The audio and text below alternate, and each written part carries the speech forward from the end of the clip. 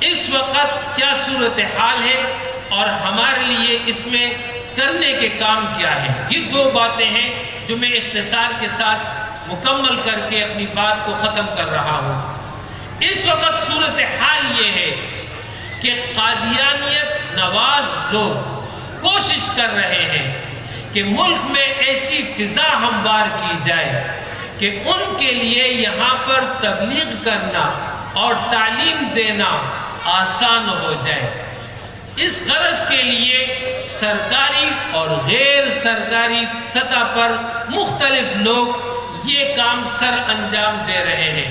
اس کے ساتھ ساتھ ان کی اس وقت کوشش یہ ہے کہ وہ ہمارے تعلیمی اداروں کو ہدف بنا رہے ہیں.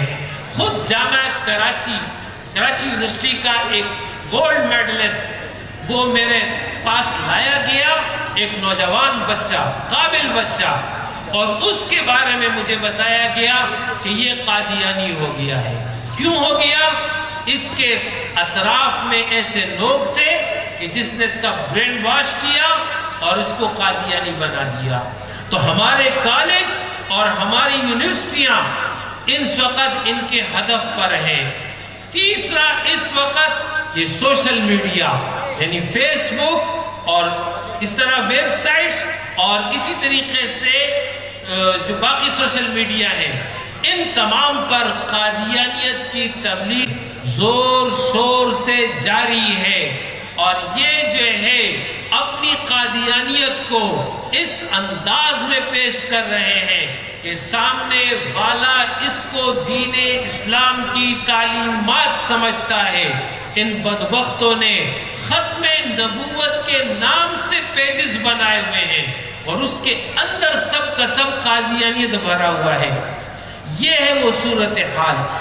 اب میرے اور آپ کے کرنے کا کام اور آج کے اس موضوع رکھنے کی وجہ وہ یہ ہے کہ میں آپ کو یہ پیغام دینے آیا ہوں، آپ کو متوجہ کرنے آیا ہوں کہ خدا را ہوش میں آ جائیے.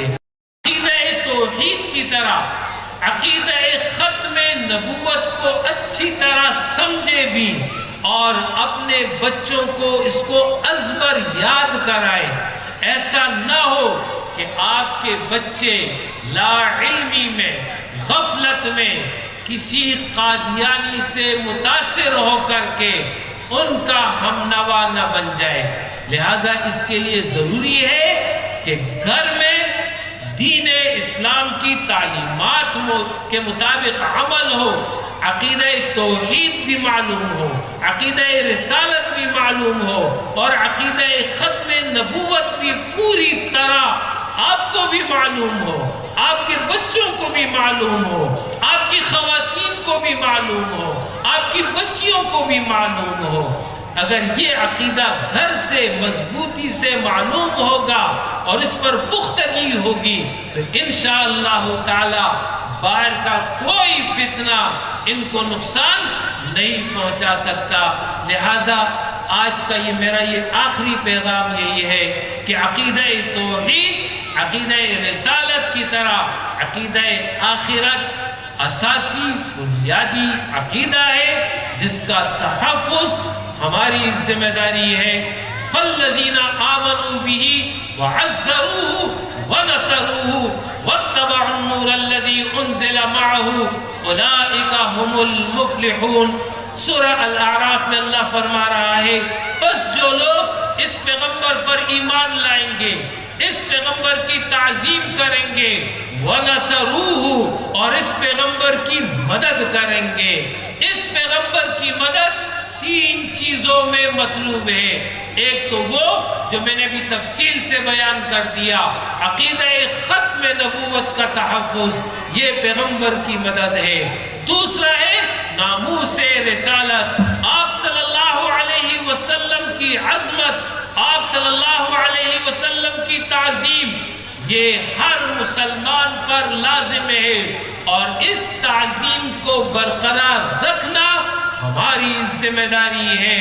اور اگر کوئی بدبخت اس کی توہین کرتا ہے تو اس کو لگام دینا یہ ہمارا پر فرض ہے. یہ ہے وَنَصَرُوهُ، دو ہو گئے. اور تیسرا ہے مشن رسول میں وسلم کی مدد. آپ صلی اللہ علیہ وسلم کا مشن انشاءاللہ تعالی کل میں تفصیل سے بیان کرنے جا رہا ہوں. وہ مشن اقامت دین ہے، وہ مشن اظہار دین ہے، وہ مشن اعلاء کلمت اللہ ہے.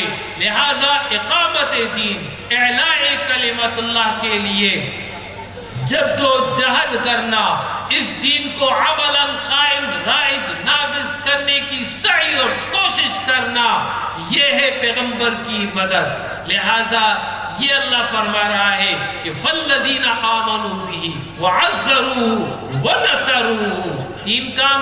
چوتھا کام یہ ہے وَاتَّبَعُوا النُّورَ الَّذِي أُنزِلَ مَعَهُ، اور اس روشنی کی پیروی کرے جو اس کے ساتھ اتاری گئی، یعنی قرآن.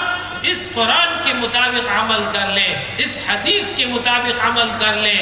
اللہ نے نتیجہ بیان کر دیا، اولئک ھم المفلحون، یہی لوگ کامیاب ہیں.